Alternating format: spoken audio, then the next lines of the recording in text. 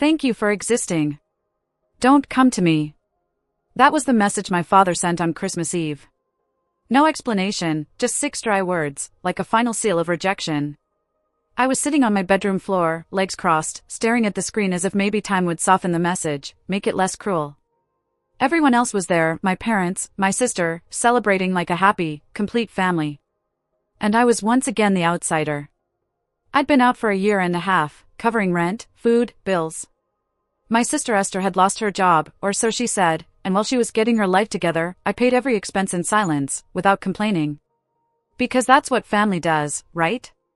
That night, just before she left for dinner with our parents, she threw her coat over her shoulder, adjusted a front curl in the mirror, and paused at the door. "Oh, in case they ask," she said, "I told them you're just occupying the floor. You know, since your name's not on the lease." She didn't say it like a joke. She said it like a fact. I looked up from the dishes I was washing, hands frozen in soapy water. "You told them that?" She rolled her eyes. "Relax. It's not a big deal. I just didn't want them to think I'm letting you live here for free. That's easier." "But I'm paying the rent," I said quietly, but firmly. "Yeah, well, they don't need to know that." She left before I could respond. I didn't write back. I didn't call. I didn't try to explain myself. Instead, I sat at the kitchen table, staring at the cheap string lights I'd put up weeks ago, wondering how many more years I'd keep doing this, paying for people who had already decided I didn't belong. At midnight, I made a decision. I got up, opened the hallway closet, pulled out the toolbox, and changed the locks. No hesitation. No guilt. When I lay back down, the apartment felt lighter, calmer, even. Maybe for the first time. The next morning, around 8:17 a.m., I heard the sound of keys fumbling in the lock, a click, a curse, another click. Then pounding. Fists. Then silence. I didn't open the door. But I did leave something behind, 2 boxes, wrapped like presents, resting neatly on the doormat. One medium-sized, tied with a perfect bow. The other smaller, still moving. It all started with small things, groceries, then rent, then student loans. She said she'd pay me back. When she got fired again, I didn't ask questions. I just picked up extra shifts, sold my old laptop, gave up trips, hobbies, even dating. I convinced myself it was temporary. Helping my sister stay afloat was what a good brother would do. But temporary turned into routine. Routine turned into obligation. Obligation turned into silence. Because what do you say to someone who lets you pay all their bills, then tells your parents you're just crashing at their place? I should have seen it coming. Esther always had a way with words. She knew how to twist things just enough to become the victim and turn me into the problem. As a child, she cried to get away with anything. As an adult, she cried to empty every wallet around her, especially our parents. To them, she was the creative soul, a bit chaotic, but with a good heart. Meanwhile, I was too serious, too cold. But cold is what you become when love comes with conditions. I stopped going to family dinners months ago, not because I didn't want to see them, but because I couldn't fake it anymore. Every conversation was an emotional trap. "You're the stable one. She's just going through a tough time. She has such a delicate soul. Why do you always have to be so difficult?" The truth? I was tired. Tired of paying for everyone. Tired of being the only adult in the room. Tired of waking up in an apartment I paid for, just to be told I was a burden. 3 weeks before Christmas, something cracked inside me. We were in the living room. I'd just finished a 12-hour shift. I brought food for both of us and placed it on the table. Esther didn't even look up from her phone. "Can you send me a bison for dinner?" she said casually. I blinked. "You mean the dinner I just bought, with my card? My money? While you haven't paid rent in 3 months?" She shrugged, thumb still tapping her screen. "Yeah, but you decided to do it." "I didn't ask you." "You've been asking me all year," I said, finally looking her in the eye. "No one forced you." And that's when I realized. She never felt guilty. She wasn't using me out of desperation. She was using me because I allowed it. A week later, I saw the credit card statement. Not mine, hers. Or what should have been hers. The problem? The account was in my name. I sat on the edge of my bed, heart pounding, staring at the balance, €638.72. Purchases from Primer. Media Market. El Corte Inglés. A spa. A tattoo reservation. I called the company. They confirmed it had been opened with my ID and my email. She'd stolen my identity. I didn't confront her. Not at first. I watched. Tracked. Took screenshots.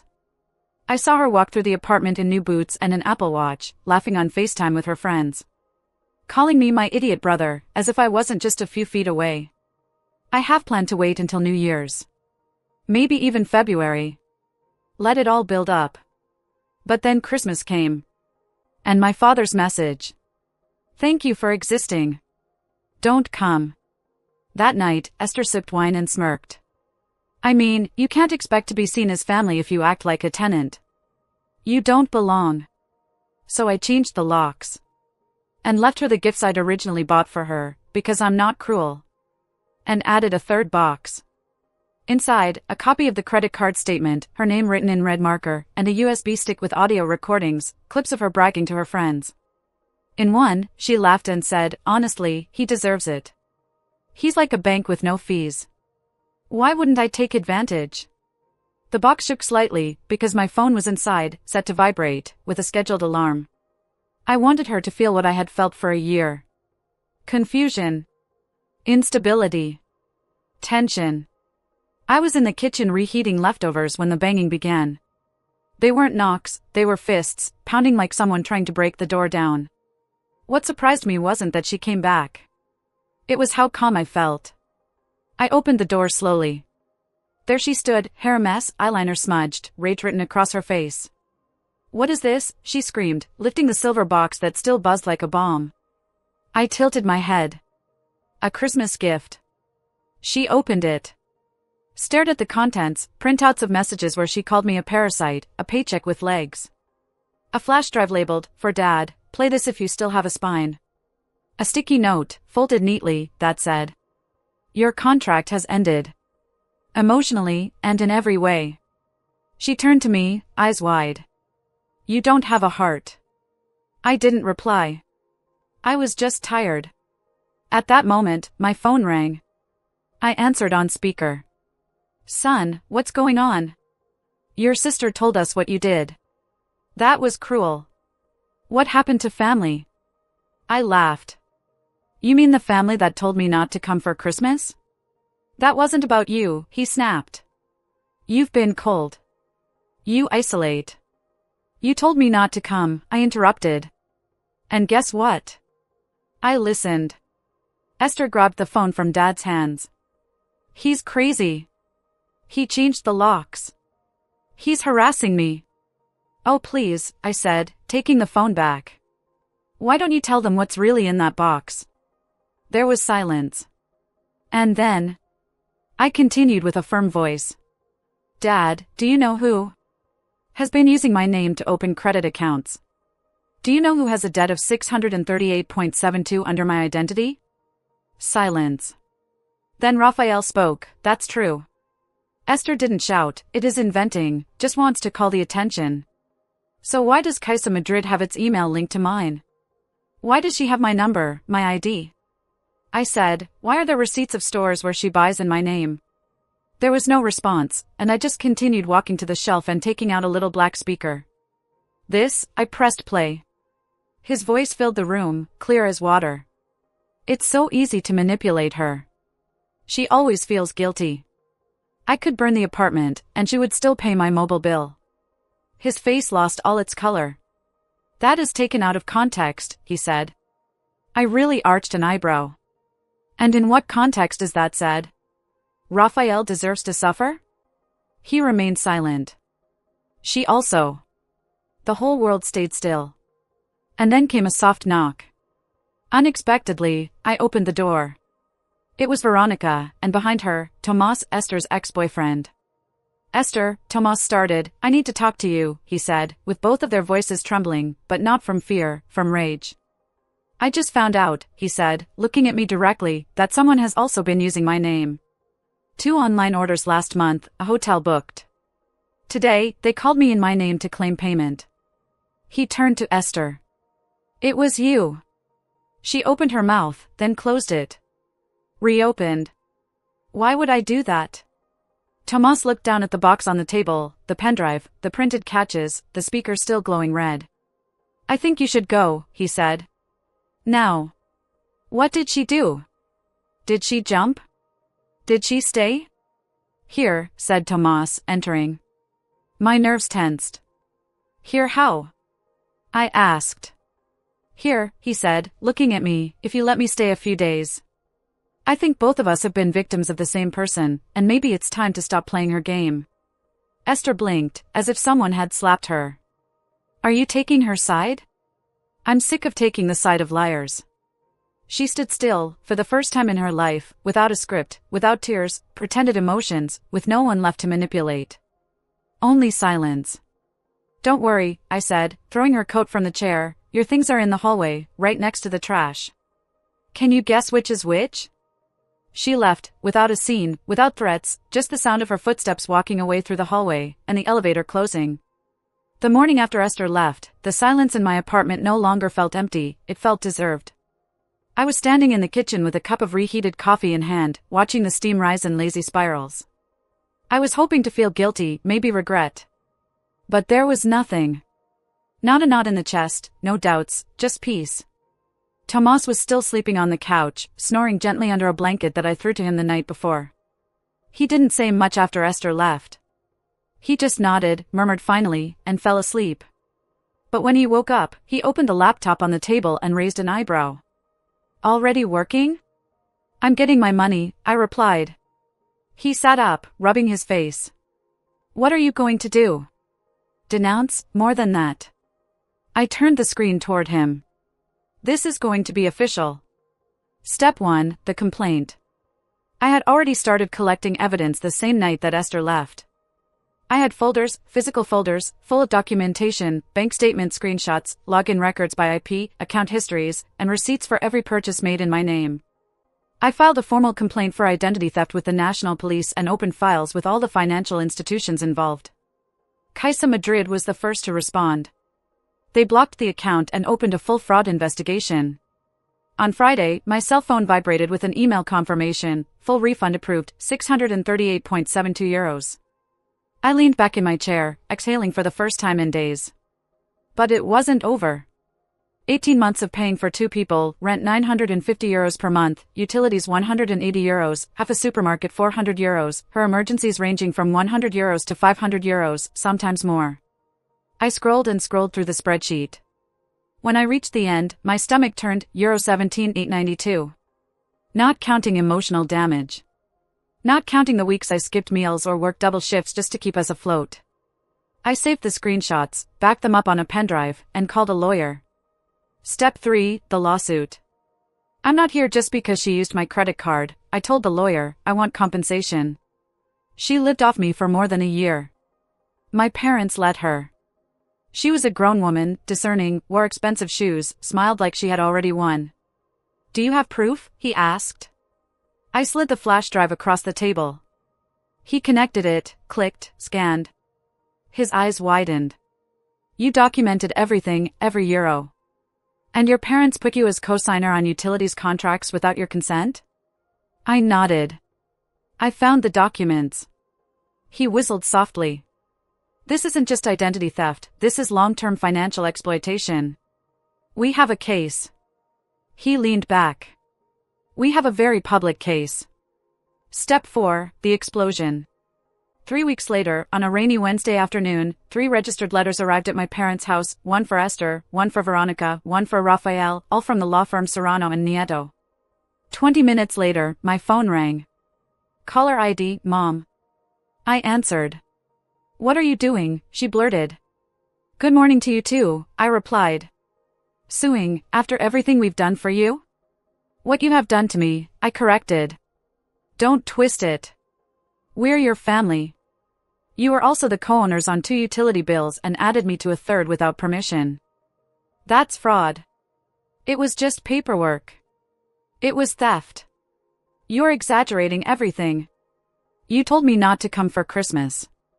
The line went silent. Then her voice dropped a tone. We raised you, we let you stay here when you needed it. I paid for everything. I was never a guest, I was the provider. Step 5, an ally. 3 days later, my grandmother called me. I hadn't heard from her in months, not since Esther told her, Amelia is tired of your dramas, don't call her anymore. But now, her voice sounded firm. I've seen the lawsuit, she said. And I saw the bank statements. My heart stopped. Did you see the bond? She sighed. Your father got paid more than 9,000 euros from a savings bond one created in your name, and used it to pay for Esther's old car. I sat up suddenly. You didn't know that? He asked. I didn't know that good bonus existed, he said. It no longer exists. I have blocked what was left, and I have moved the account back to you, where it should have always been. I didn't know what to say. Then he added, I have rewritten my will. When it arrives, you will inherit my house. I know what you'll do, the right thing with her. I blinked.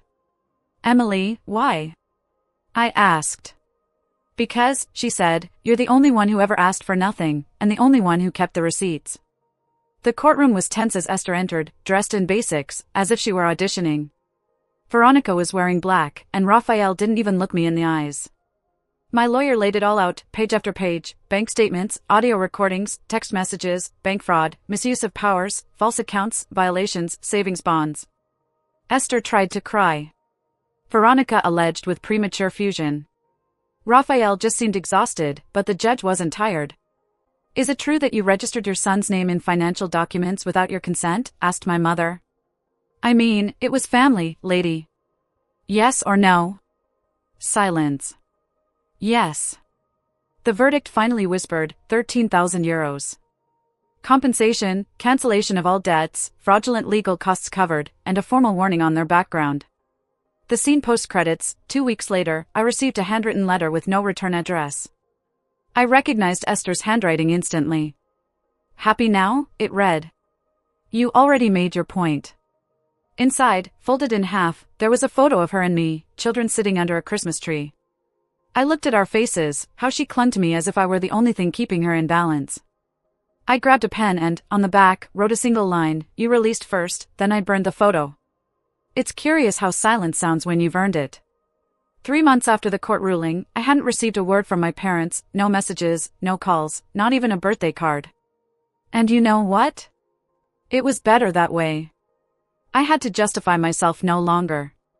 They should understand, it's difficult for your sister to have it no more.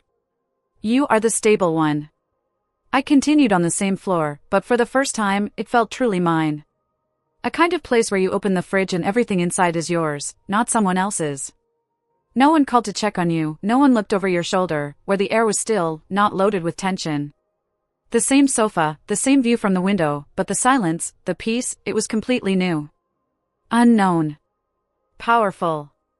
The cost? Sometimes people ask, wasn't it difficult? Wasn't it cruel to cut off all your family? And my answer is always the same, it was necessary. For so many years, I had been shrinking to fit into their comfort, smiling at their insults, writing checks instead of setting limits, letting them call me selfish for not giving them everything while they gave me nothing but blame. The true cruelty was when I stopped being the obedient son and brother, the generous one. I saw the truth. They didn't throw me out. The least they missed was what I gave them. The message came one afternoon in May. I opened my email and saw a message from a man I didn't recognize. Your sister is not well, the message said. She's a woman named Lorena, apparently an old friend of Esther's. The message was short, cold. She's lost her job again, says you ruined her life. I thought about it for a long time, then pressed delete. Not because I didn't care, but because caring doesn't mean going back. The last meeting, one day, I ran into Raphael at a Repsol gas station. We looked into each other's eyes from opposite sides of the pump. He looked older, smaller, like someone who had finally run out of excuses. He approached slowly, not with anger, but with a strange kind of shame. You look good, he said. I see, he looked down. Your mother is still angry, you know? I was silent. He said, she says you ruined Christmas. I raised an eyebrow. How curious, I said. She started it with don't come and I obeyed. He sighed. Families argue, son. I didn't say anything. Families fight for each other, he added. You fought for Esther, you never fought for me. I didn't have an answer. I just stood there, waiting for him to give me a way to go back. I didn't do it. I entered my car and left, and it felt like peace. This was not revenge. It was freedom. Let me make something clear, this was not revenge. It was not punishment. It was not a crusade to prove I was right, although I had been. This was about letting go. Letting go of a system where love meant transactions, releasing the guilt that was never my responsibility. Letting go of that version of myself that begged to be seen, heard, valued. I didn't set out to destroy my family. I just stopped destroying myself to protect them. People like Esther, who blame and twist everything, survive because others continue to absorb the impact. I stopped absorbing, and all the machinery broke down, not because I broke it, but because I left. And for the first time, my soul felt alive. At the closing unexpectedly, 2 weeks ago, I received a package with no sender. Inside was a simple envelope, and inside that envelope, a single photograph, me with Noah, Esther's daughter, from years ago. She would have been about 4, sitting on my shoulders, laughing, grabbing my face with her little hands. On the back of the photo, written in shaky handwriting, was, I'm sorry for how my friend treated you. Thanks for everything. Noah. I stared at those words until they became blurry through my tears. I still don't know how she got my address, maybe my grandmother, maybe fate, but that note made everything worth it. I saved that photo in my drawer now, not because it ties me to the past, but because it reminds me of something important. Walking away doesn't mean stopping loving. It means you start loving yourself more. That's not revenge. That's freedom.